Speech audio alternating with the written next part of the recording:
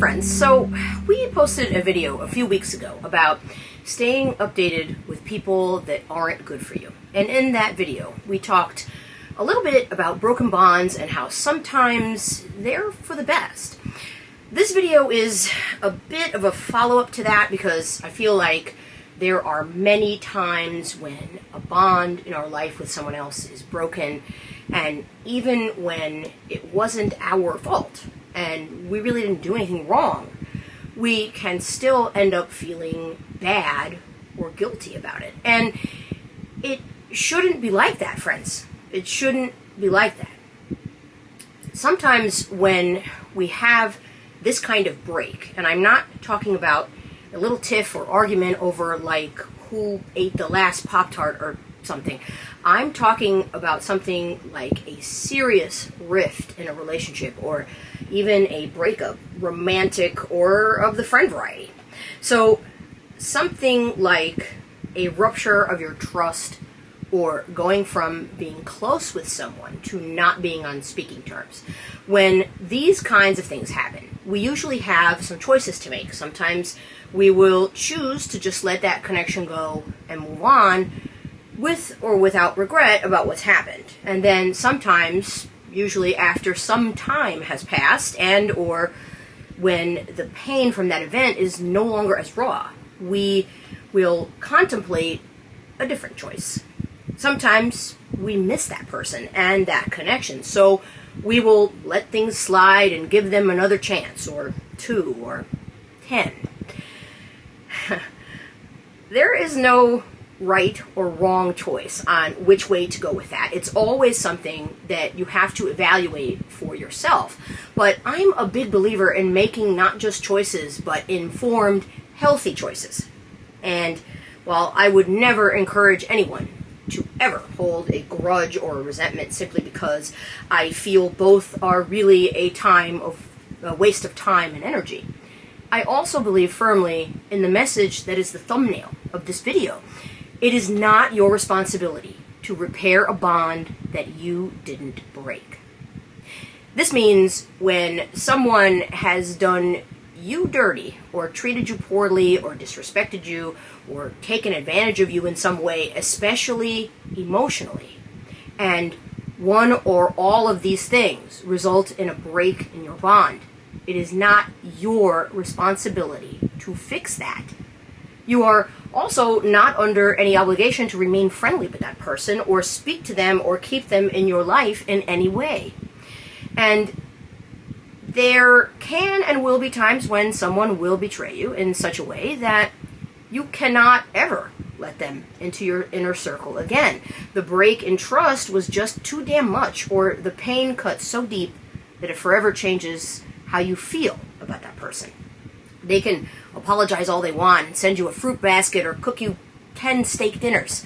But if you cannot move past their behavior towards you, then keeping that bond broken is your right. You know what I have said often on this channel, but in case you're new here, if people don't want to be the villain in your story, then they should act better towards you, or at a minimum think before they say and do things. Think about consequences. Think about whether or not whatever they are planning on doing is worth the risk of losing you. Something I find funny about the way that some people apologize when they hurt you is that they will do it in a crescendo sort of way, I guess you can call it. It starts out seemingly earnest, and if you just don't magically forgive them at the snap of a finger, the apology gets louder in volume, even if it doesn't in substance. If that still doesn't give them the results they want, which is usually for you to just forget about the whole thing, they get angry at you. It makes me wonder if they are actually mad at you for this, which would make no sense, or if they are mad at themselves for what they did and they just don't want to admit it. I mean, if you know you did someone dirty and you feel really bad about it, most people want to be forgiven and don't want this problem hanging out there in the ether, which I totally understand. But the people who do this, who get mad at you for something that they did, which you are not forgiving them for fast enough. You may not realize this, but acting this way is dismissive of your feelings, of the victim's feelings, and it's a little disrespectful too. It's probably motivated by their own desire to absolve themselves of the guilt or remorse, but look, simply apologizing in a louder voice is not going to be more effective, nor is getting angry at the victim or doing whataboutisms or deflecting or any other psychological tricks people try in order to push some blame that they're carrying around somewhere else away from them. That's just kind of dogpiling even more onto what has already happened, and it makes it worse. Look, when you hurt someone, you do not get to choose how they heal from what you did. That is their decision, their choice, because it's their healing. And sometimes the choice they're going to make is to stay the hell away from you forever. As one of the godfathers of hip-hop, Curtis Blow, would say, those are the breaks. With that said, I always encourage forgiveness on this channel because in most cases it's what's best for you. I don't encourage reconnection. That's something different. In fact, when something that happened between you and someone else feels like such a violation of your trust with them, then it's actually best most of the time not to reconnect. There's no point in having a relationship with someone you don't trust. And when that's broken, it takes time to rebuild it. Even when you do rebuild it, it's still not likely to ever be the same way that it was anyway. Situations like that where you really need to put yourself first and make your decision based on what feels right for you. And that means not just letting things slide or pretending everything is fine now if it's not. As humans, sometimes we tend to romanticize the past, remembering it to be better than it actually was. We do that with people, too. When the wounds are not so fresh and the scars fade, we think, maybe it wasn't that bad. Maybe I overreacted. Maybe I did do something wrong. Maybe that person deserves another chance. Truthfully, friends, maybe they do, in fact, deserve one. But if it was a big hurt, it deserves a big apology. You deserve a big apology. Big amends. Big effort to earn your trust back. Big willingness to make an effort that shows that they do actually care about you and their relationship with you.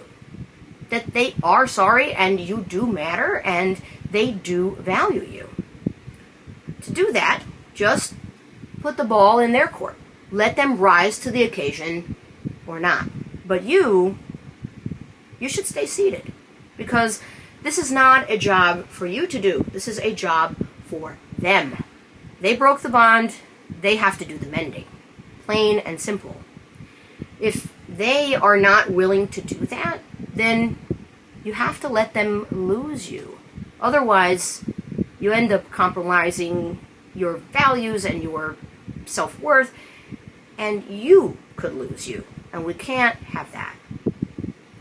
Can relationships, friendships, etc. come back from something like that? Sure, some can. When the guilty party is willing to admit they were wrong. When they are willing to do the work to earn your trust. When there are not just words, but also changed behavior. But friends, this is still an activity to watch from the bench. Again, you cannot do this work for them. You have to keep those boundaries in place because they are there to keep you safe and for you to be your own priority. Look, when someone wants you in their life, you'll know. You won't have to question or be confused about what you mean to them. You will know your spot because it's clearly marked, to put it simply. I'm a firm believer that every person who you meet and comes into your life in a significant way has done so for a reason. Sometimes it's to help you through a chapter in your life. Sometimes it's to teach you something. Sometimes it's to show you exactly what you do not want in your life. And sometimes you won't even know exactly what their purpose was until much, much later. That's just life. And of those people that come along, not all of them are going to stay. That's okay too. Every story needs supporting characters to make it interesting, right? And not all of them make it to the end of the book. Our ability to form meaningful relationships with other people is one of the best things about being human. Obviously, we should want to be good stewards of those relationships and treat each other well. Be good to one another, or hell, at a bare minimum, not hurt and destroy each other. Some people, they don't understand that as well as others do, because some are selfish and self-absorbed, some lack self-awareness, some won't ever apologize or truly even feel remorse when they have hurt other people.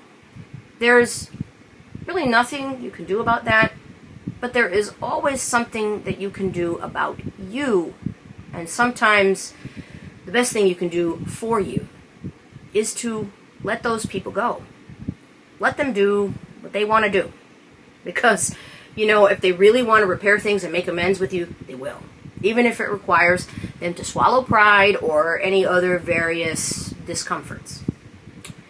Remember the signs you would often see as a kid in smaller mom and pop stores, and you still see from time to time that says, "You break it, you bought it"?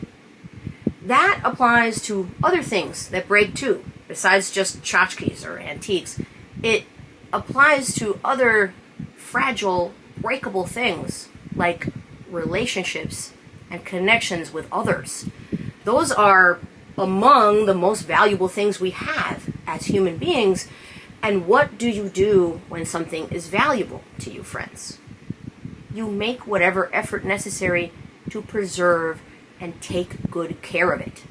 And when something is wrong, you don't just throw it away. You work on it. You fix it. So, in other words, if you're the one who broke it, you're the one who's got to buy it. That's all I've got for you this week. I'll be back next week with another priority message. Until then, take good care of yourselves. Bye.